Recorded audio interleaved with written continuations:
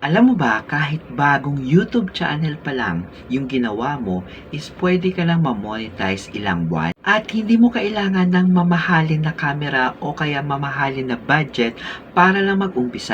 Sa video na to, papakita ko sa iyo kung paano ka ma-monetize dito sa YouTube step by step. Kaya patapusin mo yung video na to.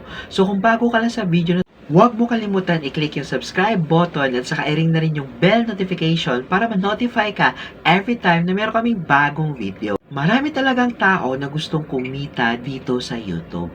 Pero karamihan hindi nagsisimula dahil iniisip nila na kailangan talaga na meron kang malaking following o kaya sikat ka. Pero yung totoo, marami talagang small channel, okay? Small creators pa lang, pero na-monetize na dito sa YouTube. Sa video na to, isi-share ko sa iyo yung 5 simple steps na dapat mong gawin para mas mabilis mo makuha yung YouTube monetization. So kung interesado ka talaga kumita right now dito sa YouTube, patapusin mo yung video.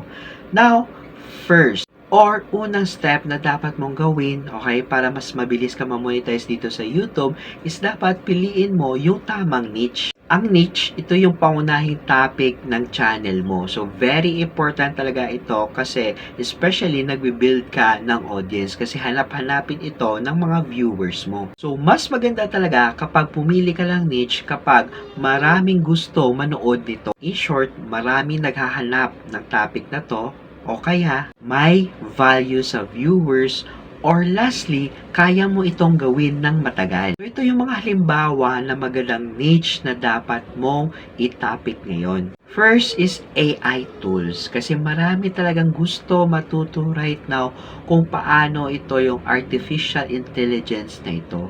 So guys, meron akong ginawa, okay, na full video tutorial kung isa kang affiliate na gusto mo, okay, kumita sa pagiging affiliate kagaya ng Shopee or TikTok na hindi mo na kailangan pa ng on-hand products or mahiyain ka, okay? I-click mo na yung link na sa description box below, okay? Maglalagay ako ng dalawang link. Full video tutorial kung paano ito gawin sa TikTok at paano ito gawin sa Shopee. Second naman is tutorials, kagaya ng editing tutorials, tech tutorials, o kaya online tools.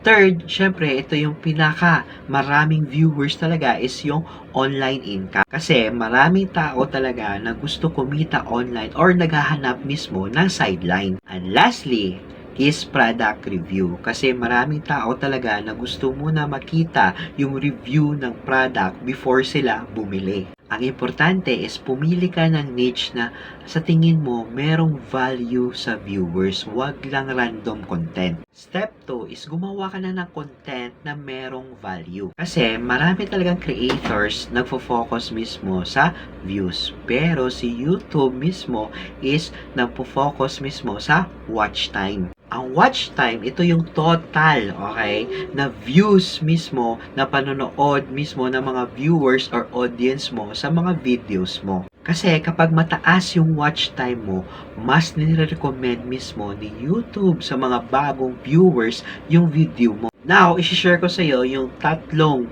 content na dapat mo gawin para mataas yung watch time mo. First is tutorial videos. Ito yung step-by-step guide kung paano mo gawin yung isang bagay.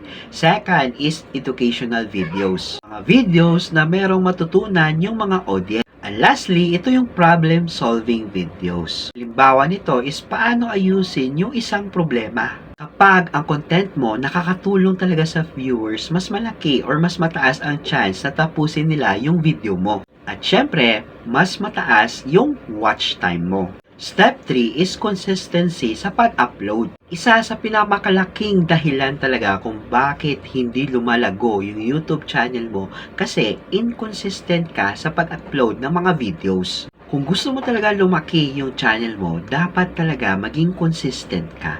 Hindi ko ibig sabihin na mag-post ka araw-araw kung hindi mo kaya. Ito yung goal mo. Mag-upload ka lang ng 2 or 3 video every week. Kasi kapag consistent talaga yung pag-upload mo, mas maraming videos mo papanood ng audience mo at mas malaki talaga yung chance na mag-viral isa sa mga videos mo. Siyempre, mas mabilis ka makaipon ng subscribers. Tandaan mo, dito sa YouTube, consistency beats perfection. Step 4 is i-optimize mo yung thumbnails mo at saka yung titles mo. Kasi ito yung unang-una talaga makikita ng viewers mo before sila mag-click sa video mo.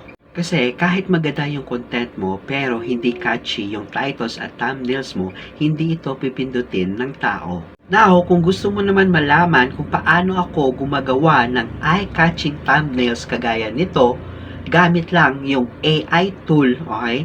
Mag-subscribe ka para sa next video mapanood mo kung paano. Step 5 at pinaka-importante talaga is targetin mo yung monetization requirements ni YouTube.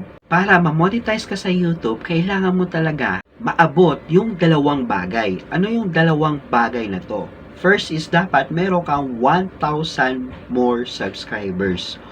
Or second, ito yung meron kang 4,000 watch hours. Kapag naabot mo na ito, is pwede ka na mag-apply sa YouTube Partnership Program. Now, ito yung bonus tip ko para sa iyo para mas mabilis ka, okay, lumago dito sa YouTube is dapat gumawa ka rin ng YouTube Shorts. Kasi, ang YouTube Shorts, ito yung pinakamabilis na paraan para makakuha ka ng bagong audience. Kasi, mas nire-recommend talaga ni YouTube yung YouTube Shorts. So that's it for today guys. So I hope meron ka nakuwang value. At kung meron kang mga katanungan, just comment down below.